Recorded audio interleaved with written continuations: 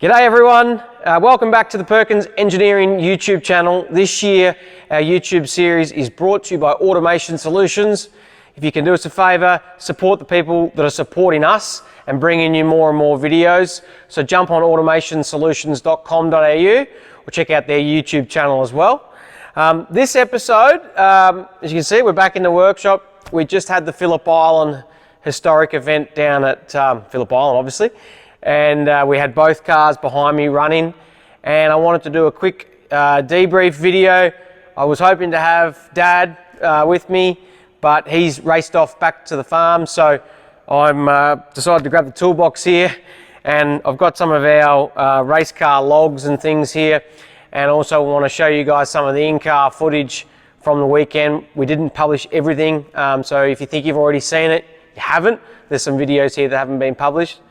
So quickly wanted to go through the weekend. So it wasn't a race as such. It was a 5-litre touring cars, which is a newish association for basically any touring car post Group A right up until now, including the VF Commodore.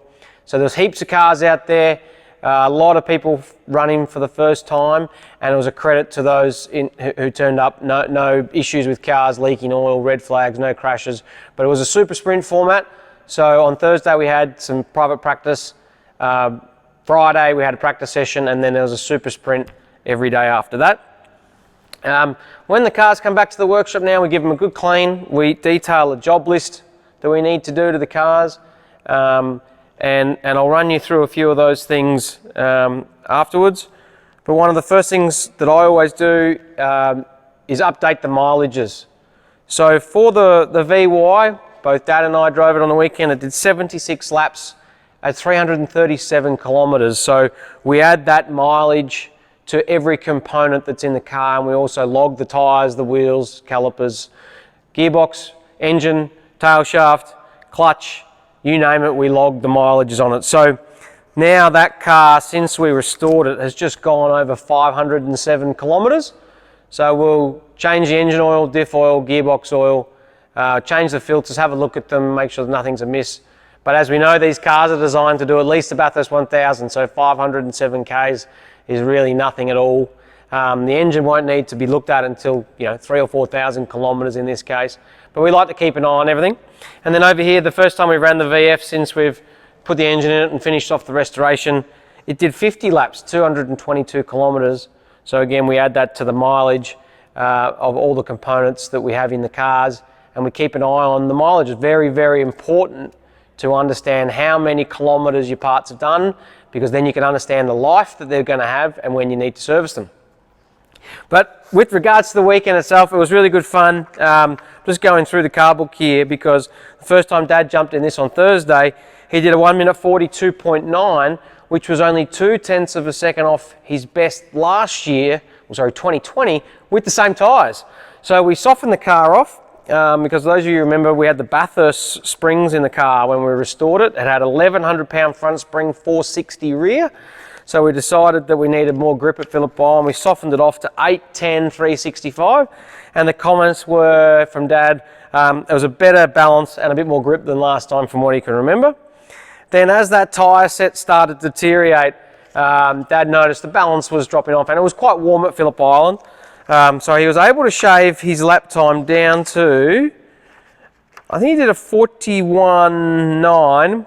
Then we decided to put a new set of tyres on, because those tyres that we pulled off, 74 laps, 9 heat cycles, 326 kilometres. So we put a new set of tyres on, did a 41.52, a little bit of traffic, but was still quite warm temperatures. So there was still a chance that we probably didn't maximise the track condition and certainly keep improving the car to make that a bit more comfortable. It was at that stage that I jumped in and got traffic in the first few runs, did a 41.1, and then the next morning I jumped in and did a 39.7, and then we put Dad back in the car for the last run on Sunday, and it was very, very warm, and by that stage those tyres had sort of seen their best. So then in the VF, we did limited running on the Thursday. The first session there was a lot of oil on the racetrack, so I decided to park it, having done a 37.9, just the one lap. The next run on the same tyres, a 35.2.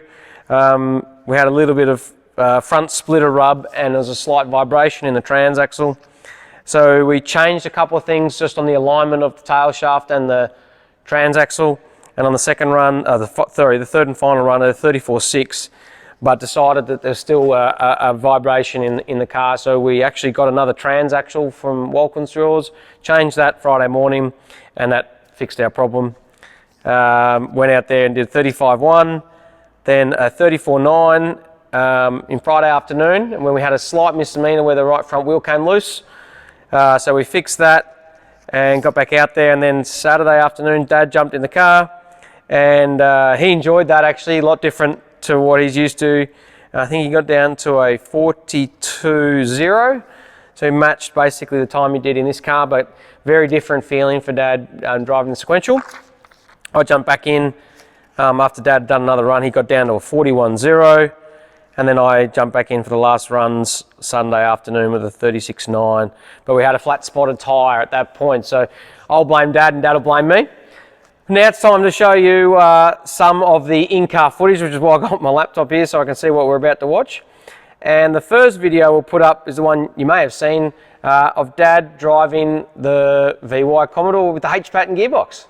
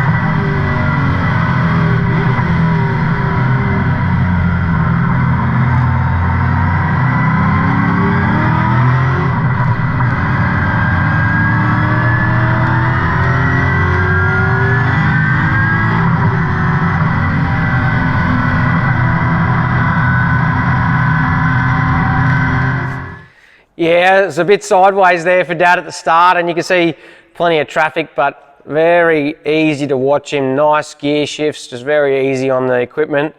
So now we'll chuck up another in-car. This time it's myself driving the VF Commodore.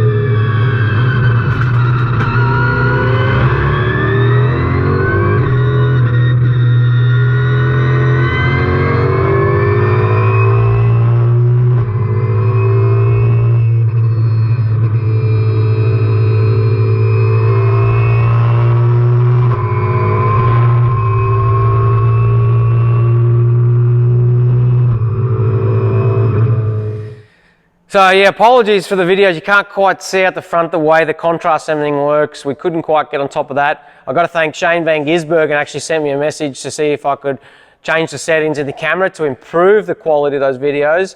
And I wasn't able to get on top of that, but I'll rectify it for next time. The next in-car video is of Dad jumping in the VF. Let's watch that one.